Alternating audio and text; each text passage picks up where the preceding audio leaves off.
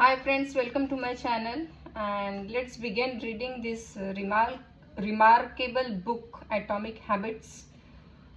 So let us start. It is a book by James Clear, as you can see. We will directly come to chapter 1 here.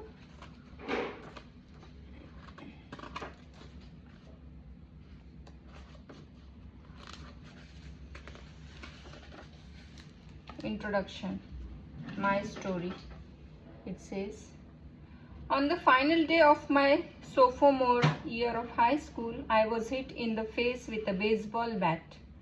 As my classmate took a full swing, the bat slipped out of his hands and came flying towards me before striking me directly between the eyes.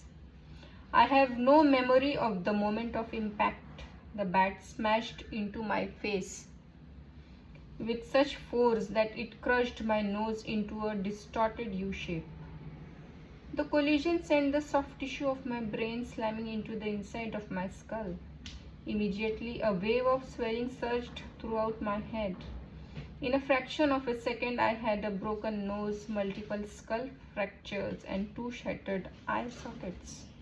When I opened my eyes, I saw people staring at me and running over to help. I looked down and noticed spots of red on my clothes. One of my classmates took the shirt off his back and handed it to me. I used it to plug the stream of blood rushing from my broken nose. Shocked and confused, I was unaware of how seriously I had been injured. My teacher looped his arm around my shoulder and we began the long walk to the nurse's office, across the field, down the hill, and back into the school.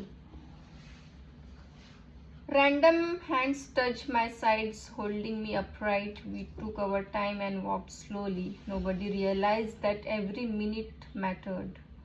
When we arrived at the nurse's office, she asked me a series of questions. What year is it?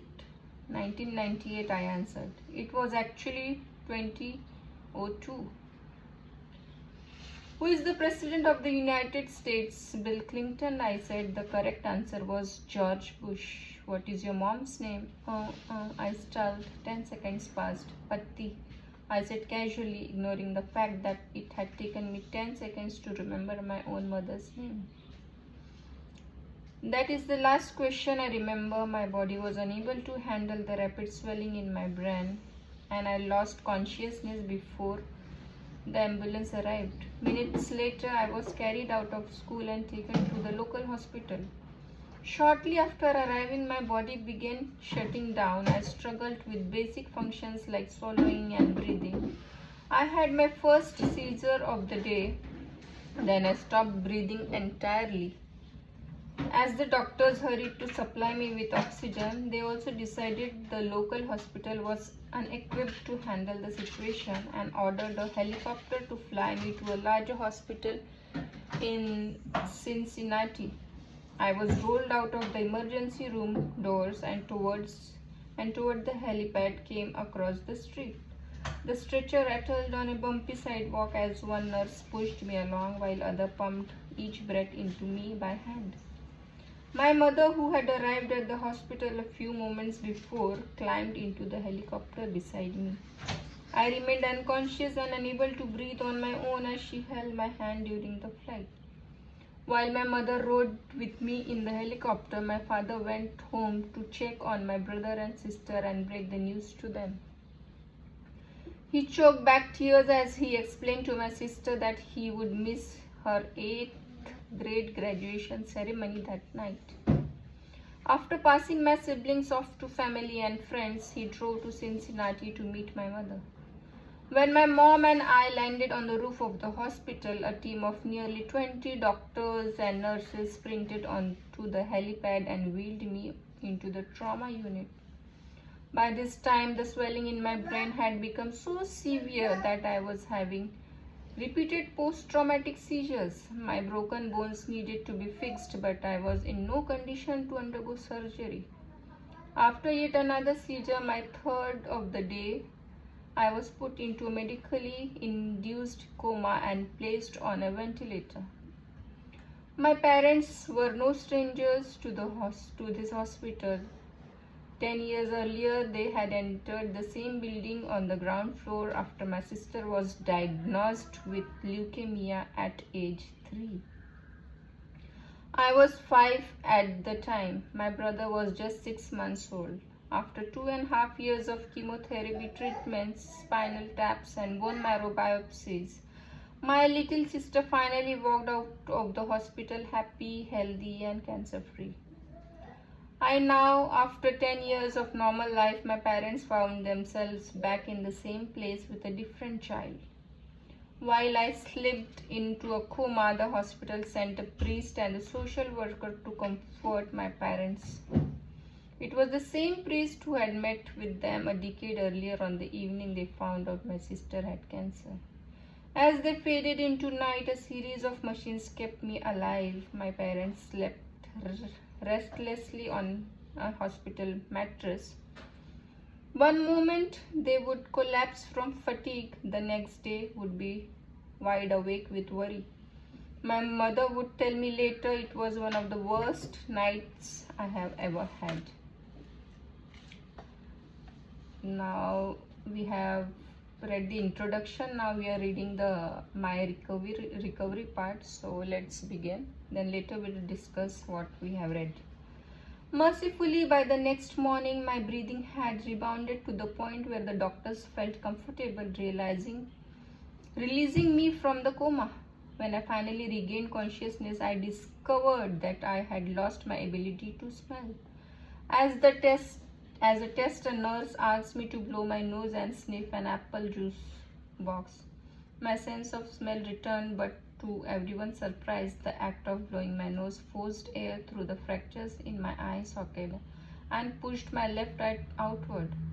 My eyeball bulged out of the socket, held precariously in place by my eyelid and the optic nerve attaching my eye to my brain. The ophthalmologist said my eye would gradually slide back into place as the air seeped out, but it was hard to tell how long this would take. I was scheduled for surgery 1 week later, which would allow me some additional time to heal. I looked like I had been on the wrong end of a boxing match, but I was cleared to leave the hospital. I returned home with a broken nose, half a dozen facial fractures, and a bulging left eye. The following months were hard. It felt like everything in my life was on pause. I had double vision for weeks. I literally couldn't see straight. It took more than a month, but my eyeball did eventually return to its normal location. Between the seizures and my vision problems, it was 8 months before I could drive a car again. At physical therapy, I practiced basic motor patterns like walking in a straight line. I was determined not to let my injury get me down, but there were more than a few moments when I felt depressed and overwhelmed. I became painfully aware of how far I had to go when I returned to the baseball field 1 year later. Baseball has always been a major part of my life. My dad had played minor league baseball for the St. Louis Cardinals, and I had a dream of playing professionally too. After months of rehabilitation, what I wanted more than anything was to get back on the field. But my return to baseball was not smooth. When the season rolled around, I was the only junior to be cut from the varsity baseball team. I was sent down to play with the sophomores or junior varsity. I had been playing since age 4, and for someone who had spent so much time and effort on the sport, getting cut was humiliating. I vividly remember the day it happened. I sat in my car and cried as I flipped through the radio, desperately searching for a song that would make me feel better. After a year of self-doubt, I managed to make the varsity team as a senior, but I rarely made it on the field. In total, I played 11 innings of high school varsity baseball, barely more than a single game. Despite my lackluster high school career, I still believed I could become a great player. And I knew that if things were going to improve, I was the one responsible for making it happen. The turning point came 2 years after my injury when I began college at Denison University. It was a new beginning, and it was the place where I would discover the surprising power of small habits for the first time. Let us stop reading here, and as we have seen that how the author himself have described about his injury and what went through him in the hospital, and also somewhat how he felt humiliating as he was removed from the baseball game and all, and how eventually he discovers the small habits which we will learn surely in the upcoming session. So stay tuned till then. Please like, share and subscribe if you like my mother's videos.